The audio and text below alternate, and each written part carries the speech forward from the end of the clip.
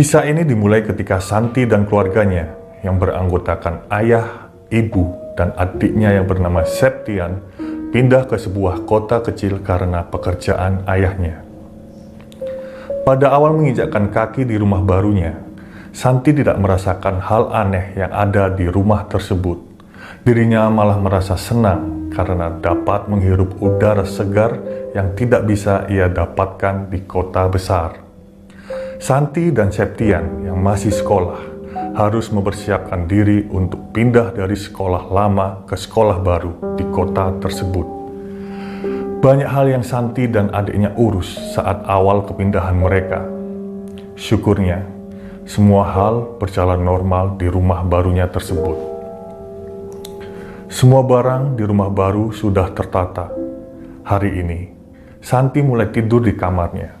Santi mendapatkan sebuah kamar dengan jendela besar yang berada di tengah ruangan. Jendela itu menghadap langsung ke sebuah tembok rumah tetangganya, sehingga tidak ada pemandangan yang dapat Santi lihat dari jendela tersebut. Pada malam hari, ketika Santi sudah lelah dan ingin beristirahat, Santi menutup gorden di kamarnya. Ketika gorden sudah tertutup, tiba-tiba samar-samar terdengar suara seorang wanita dengan sangat halus mengucapkan selamat datang. Tepat dari balik jendelanya. Selamat datang.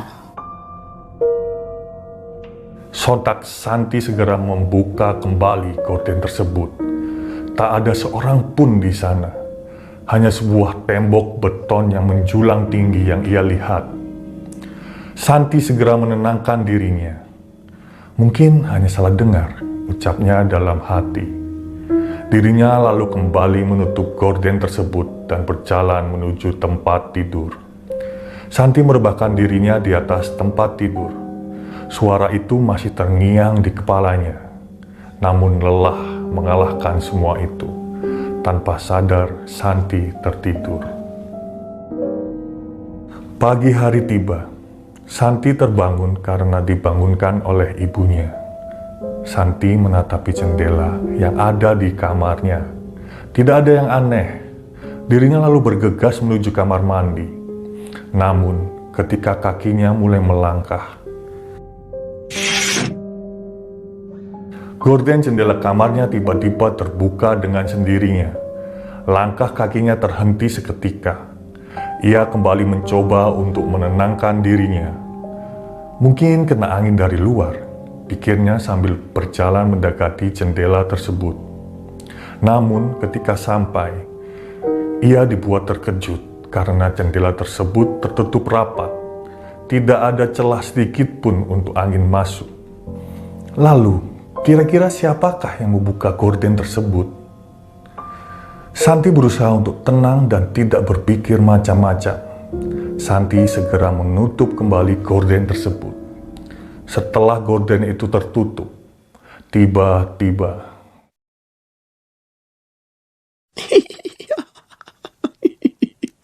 terdengar suara tawa seorang wanita yang sangat jelas dari balik jendela kamarnya.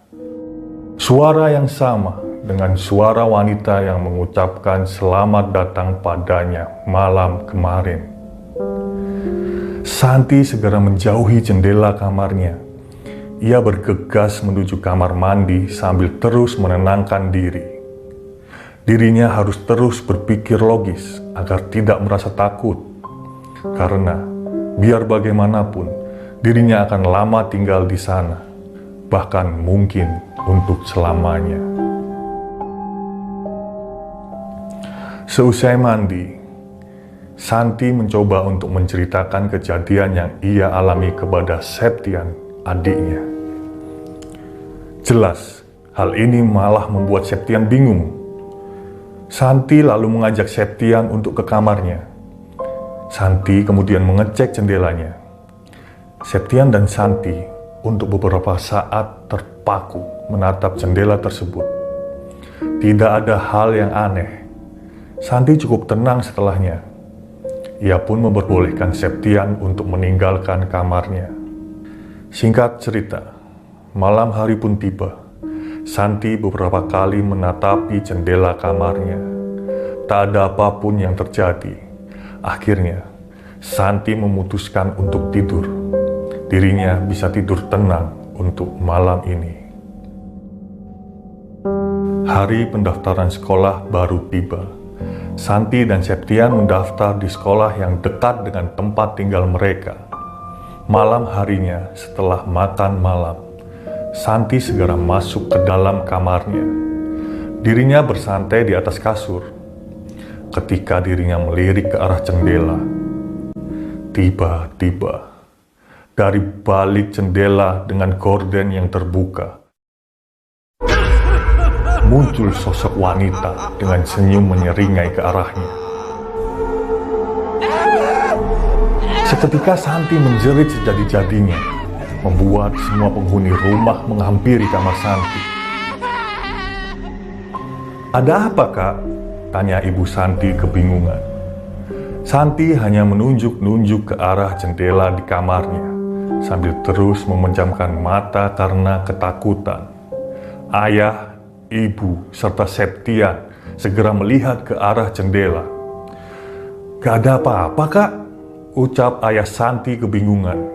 Santi perlahan memberanikan diri untuk membuka matanya. Benar saja, tidak ada apa-apa di sana. Gorden jendela bahkan masih tertutup rapat. Santi lalu menceritakan kejadian yang baru ia alami kepada keluarganya.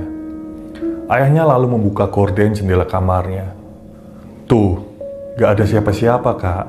Kamu kecapean mungkin, jadi pikiran kamu kemana-mana," ucap ibu Santi.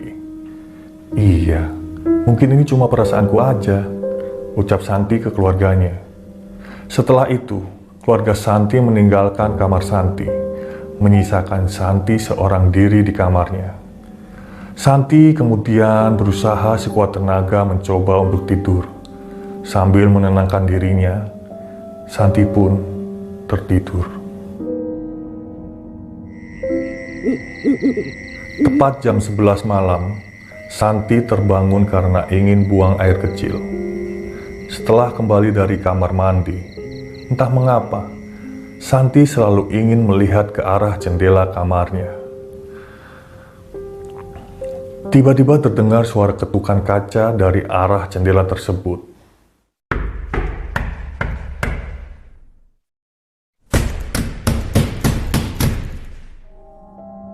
Untuk sesaat, Santi mematung. Ketukan itu terus berlanjut, seakan ada seseorang yang sedang mengetuk untuk dibukakan jendela tersebut.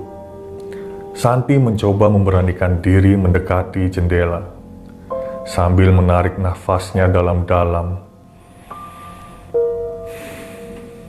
Santi membuka gorden yang menutupi jendela tersebut. Sosok wanita yang sama kembali terlihat sambil menebarkan senyum lebar menakutkan dari wajahnya. Ibu Santi refleks mengucapkan istighfar. Kemudian Ibu Santi membaca ayat kursi. Santi segera berteriak memanggil ayahnya. Ayah Santi segera menghampiri kamarnya. Santi dan ibunya menceritakan apa yang baru saja mereka alami. Awalnya, ayah Santi tidak mau percayai cerita tersebut. Tapi untuk memastikan cerita itu, ayah Santi memutuskan untuk tidur di kamar Santi. Ketika jam menunjukkan pukul 1 dini hari, terdengar suara seorang wanita yang sedang bernyanyi dari balik jendela. Mereka segera terbangun. Ayah Santi segera berjalan ke arah jendela. Ketika ayah Santi mendekati jendela, sekelibat sosok wanita itu terlihat namun segera menghilang. Dan sedetik kemudian, Ibu Santi mengalami kesurupan. Aku benci laki-laki. Aku benci laki-laki. Aku benci laki-laki. Kalimat itu terus keluar dari mulut Ibu Santi sambil terus memegangi perutnya. Untungnya, tak butuh waktu lama. Ibu Santi kemudian kembali sadar. Setelah itu, mereka bertiga segera meninggalkan kamar itu. Setelah mengalami kejadian itu, Ayah Santi memutuskan untuk memanggil seorang ustadz sesegera mungkin. Ketika pagi hari, Ustadz Hasyim menghampiri kediaman Santi. Ustadz Hasyim sempat berbincang dengan ayah dan ibu Santi. Dari perbincangan ini, mereka akhirnya mengetahui bahwa sosok wanita itu merupakan sosok kembang desa yang mati mengenaskan setelah diperkosa oleh 5 orang pemuda yang tidak dikenal. Ustadz Hasyim lalu meruqyah rumah Santi. Setelah rumah Santi diruqyah, Ayah Santi memutuskan untuk menutup jendela tersebut dengan tembok permanen.